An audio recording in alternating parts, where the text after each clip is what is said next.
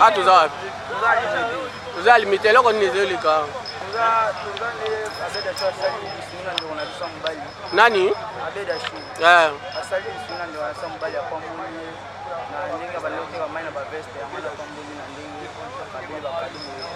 Abana ko teka mai. Abana teka mai na pouvoir. Aba veste enda pe da shop ba ko ako ba siko pambula yi nzambe apa ngala jama pasi. Siko pona yo. Ako sunga ko biso ko siko pasunga yezo senga nini? Dali pamboli ka onza pamboli o pia ko tunga ko tunga biso pa kabini nga ngalo ya ko. C'est bon, merci. Ah, toujours tukutani wapi? Na 7e. Ah, botonde belé boy botala ni. Bota biloko ya seko na biso abeda show to pesa ye ba teka ba maya. Na la pesier. Abeda chou. So ateki apesier mai par rapport à nini? Apesier na ba propre na ba na teka ba sope la te ya ba. Mo makasi. Loba mo makasi. Apesier na ba façon monangi la te na ye ndenga ba loko pere do. Yo poza coopérant. Si copé yo peut pas payer senga nini?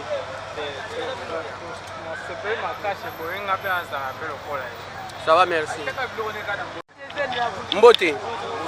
Tomoni bino abotondi boye bo télématélé mebele boye zani. Ça conséquent il y a bien fait au abida choix ça bien de kona biso atika mama yelo. Nana sali? Abida choix. Asungie? Asungie apesier bon. Moni moto, moni mai et ça biso bien. La place commerciale. À part mai na moto eloko nini lisusu? Na ba congélateur au tout monde. Et quoi ça combien de congélateurs? Congélateur ami balé.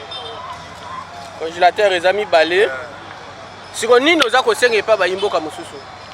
Ni kona biso andoteka mai na prince concernant pour na pont et là et andoteka no mai na propriété bien veste andoteka mai propriété il faut tirer. Et foutara. Donc on a vu faut ça propre ata oza libanda atoza na nzela pour toujours propre propriété na et foutier concernant que andoteka mai na veste ateka pe mai na lipapa te ni on soto mona bango ateka mai na lipapa ne biso to ba charger so chargeur à 7e ya biso point so za ba chargeur abeda chipata likamuna biso awa point concernant na ye ma efutie pour na propriété point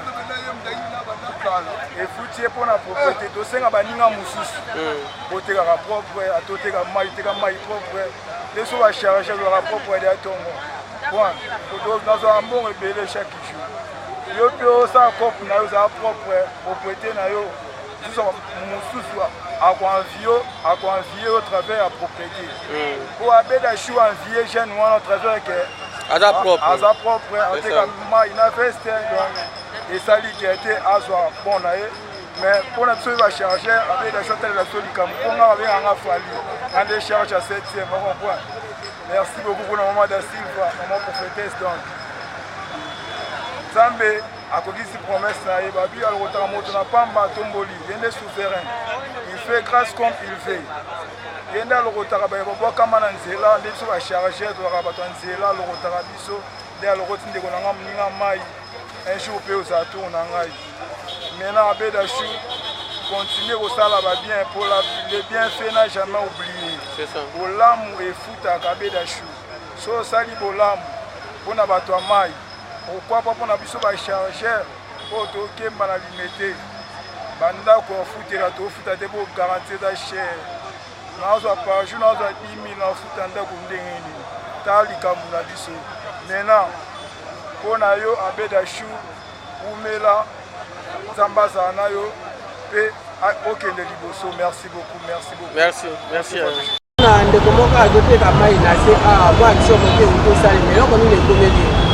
en tout cas ndenge nzambe apambolaka kaka mutu ndeko na biso wana atekaka na mai kaka na biema na kitoko na nzoto banini veste na nzoto jour moko azali koteka kaka nzambe aye kovisite ndenge visita batebe na bia tomona aye kokuta na bongo na abeda chou nde abeda chou abengisaki na bureau na ye basololaki makambo sololaki batebele bamonaki yango ndoto biso pe lokola tomonaki yango ndoto mais leo tofandika na 7e azali koleka na mona mutuka ekiti wana biloko mokita mwa ndeko mpe secrétaire ndeko eza nini oh non ndenge nakutanaki na abeda chou tokutane tosololaki na ye lelo biloko alakaki nga nde aye kotikelanga toyo komona atikeli ye de congélateur atikeli na moto gizi moko na 50 paquet ya mai atikeli mpe su na 300 dollars na maboko poke abanda commerce na ye malemi yango nde eloko esalami na limité yango wana biloko wana mpo na courage na ye d'abord ndenge bamonaka ye azoteka mai na nzela